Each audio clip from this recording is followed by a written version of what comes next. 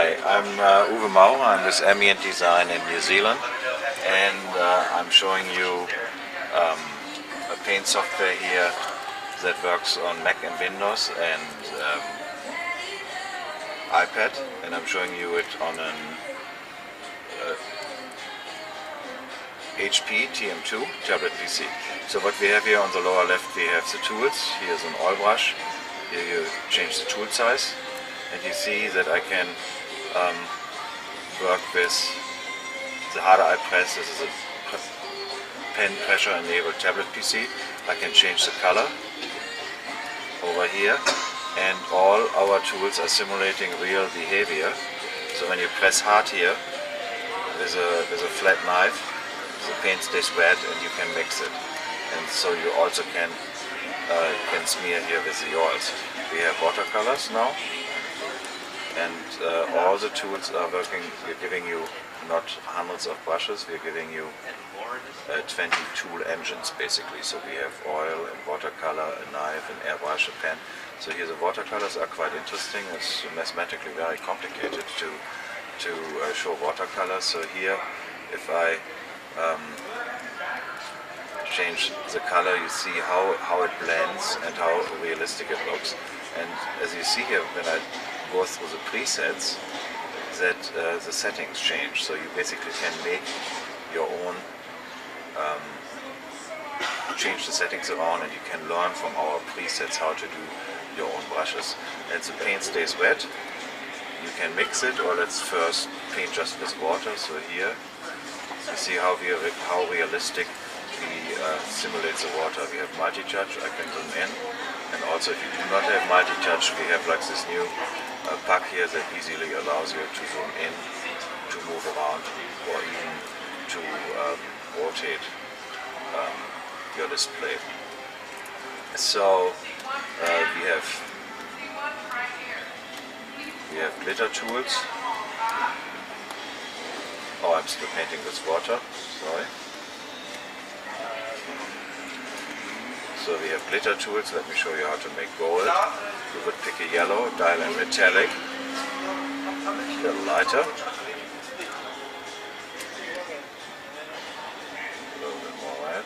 So, and now with this knife here, I can show you how we blend our metallics and how realistic our metallics look. So that explains you a little bit the mathematical complications, the kind of computation you have to do. So that opposed to a typical photo editor, which only keeps track of per pixel of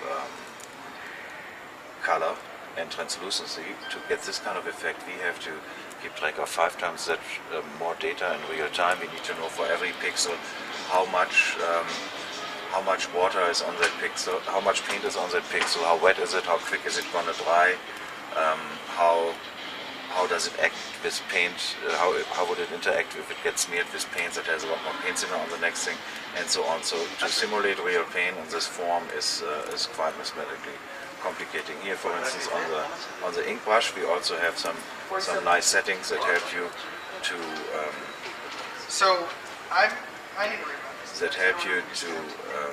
paint nicer. Let me just open a new layer here. And what is the name of your magazine? Notebook Italia. Let's see. So if I would write Notebook Italia here, let's take smooth thing is against thing. Writing chisel. Notebook Italia. So you see what I do here, I have a smoothing function. So after I lift the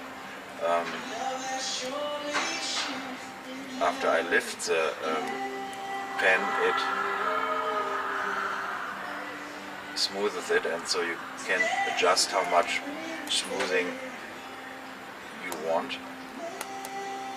So this smoothes maybe a little bit too much, but for the point of demonstrating it, I can show you on our layer systems.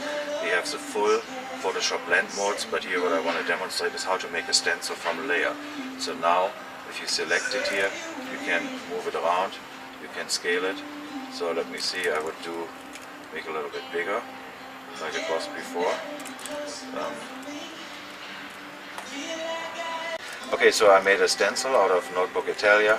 I showed you that I changed a layer, and I can convert a layer into a stencil. That's really easy to comprehend. It's not as complicated as Photoshop layers. So let's make a shadow here. So I have my layer system.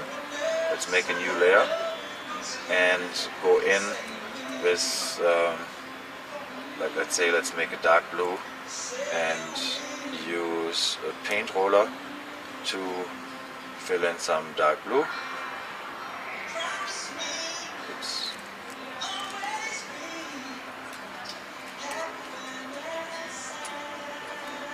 Let's move this one out of the way. And let's see what we have if we move the stencil out of the way. So the darker shadow should be below. Now we move it, we just move the layers over here very easily. And now what we can do, we can transform layer contents, so I can move it here that it looks as if it has a shadow. Let's move a little bit to this side. There, so this is probably pretty nice. And then again, I could make like another color in the background, just with a fill function. It's easy to fill the whole layer here. Fill red. Fill this layer. Let me undo. I was on a layer that some of my text was before. Let's do a new layer and fill this one. Let's see what effect do we expect. Quite interesting. I must have had some interesting operations here. I don't know what happened.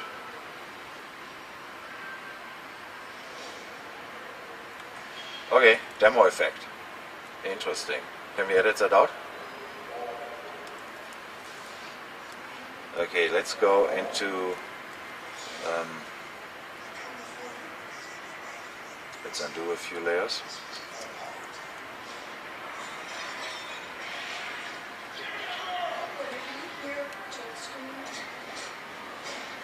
So now I'm on the bottom and pick a roller, a different color, and I should be able to paint below this layer here a nice background. And you see the paint always mixes on the same layer. And our file format is such that when you save it in our format, then all the paint stays wet. You can work in it afterwards, and you can export everything into Photoshop, compatible layers and PSD files, and then you would have, of course, flat paints that you can't mix around anymore.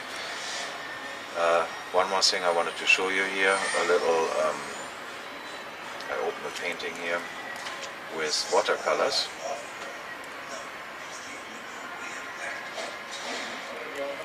Let's look at this one here.